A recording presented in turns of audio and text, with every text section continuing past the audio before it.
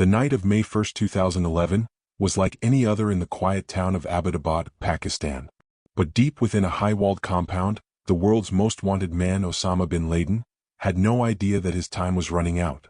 Thousands of miles away, inside the White House Situation Room, President Barack Obama and his top advisors watched in tense anticipation.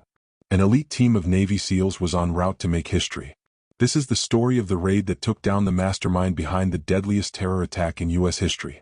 A mission so daring, so secretive, that only a handful of people in the world knew it was happening, until it was over.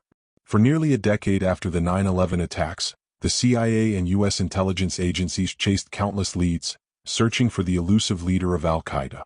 Bin Laden had vanished, slipping through the mountains of Tora Bora in Afghanistan in late 2001. Years of intelligence gathering, wiretaps, and interrogations had yielded little. But in 2010 a crucial breakthrough came. Bin Laden's trusted courier, Abu Ahmed al-Kuwaiti, had been located. Surveillance and intercepted communications suggested he was operating out of a mysterious, heavily secured compound in Abbottabad, Pakistan. Unlike other homes in the area, this compound had no internet, no phone lines, and unusually high walls topped with barbed wire.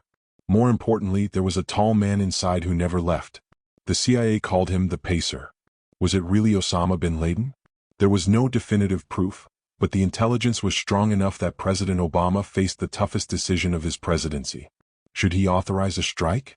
A drone attack could level the compound, but it wouldn't confirm bin Laden's death. Instead, he chose a riskier approach, a direct assault by an elite SEAL team. Operation Neptune Spear. In total secrecy, the mission was planned under the codename Operation Neptune Spear. The team selected for the job? SEAL Team 6, also known as DevGru, America's most lethal and highly trained special operations unit. The SEALs trained relentlessly, constructing a life-size replica of bin Laden's compound at a classified location in the U.S. They practiced every possible scenario: enemy resistance, hidden escape tunnels, even the possibility of a booby-trapped building. On the night of May 1st, two Black Hawk helicopters, modified for stealth, took off from Afghanistan, carrying 23 SEALs, a translator, and a combat dog named Cairo. The team was prepared for anything. But as they approached the compound, disaster struck. One of the helicopters lost lift due to the high altitude and heat, crashing into the courtyard. The mission could have been compromised instantly. But the SEALs adapted quickly, regrouping and pressing forward with their objective: the raid. The compound was eerily quiet. Moving methodically, the SEALs breached the outer walls and entered the main building. On the first and second floors, they encountered several residents, including bin Laden's family members and bodyguards. A firefight broke out, bullets ripping through the darkened hallways. The SEALs neutralized the threats and pushed upwards. Then, on the third floor, they found him. Osama bin Laden was in a bedroom with his wives. He reached for a weapon, but he was too slow. In a split second, two shots were fired. One to the chest, one to the head. The man responsible for thousands of deaths was finally dead. The SEALs confirmed the kill and radioed back: "For God and country, Geronimo, Geronimo, Geronimo. Geronimo Ikai."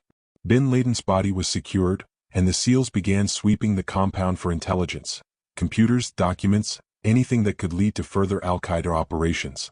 But there was one more problem. The downed helicopter had to be destroyed to prevent sensitive technology from falling into the wrong hands. As the team prepared to leave, they rigged the wreckage with explosives. A massive fireball lit up the night sky as they lifted off in the remaining helicopter, carrying the body of the world's most notorious terrorist. Less than an hour later, President Obama and his advisors received confirmation: "We got him." On May 2, 2011, President Obama addressed the world: "Justice has been done." Celebrations erupted across the United States. Crowds gathered outside the White House and in Times Square, chanting "USA, USA." After nearly a decade of pursuit, the mastermind of 9/11 had been brought to justice. But the operation also raised questions. How had bin Laden managed to hide in plain sight for years? Did the Pakistani government know about his presence? And what would this mean for the future of global terrorism? Operation Neptune Spear was one of the most daring missions in modern military history. It demonstrated the incredible skill, precision, and resilience of America's special forces. The intelligence gathered from the compound led to numerous other counterterrorism operations. But al-Qaeda did not disappear. New threats emerged and the war on terror continued. Bin Laden was gone, but his ideology lived on. The The story of the Bin Laden raid is more than just a military triumph. It's a testament to the years of relentless pursuit, intelligence work, and the risks taken by those who carried out the mission. It was a night that changed history, a night that sent a clear message to the world. No matter how long it takes, justice will find you. If you enjoyed this deep dive into one of the most intense military operations in history, be sure to like, share, and subscribe for more gripping real-life stories. Until next time, stay curious and stay informed.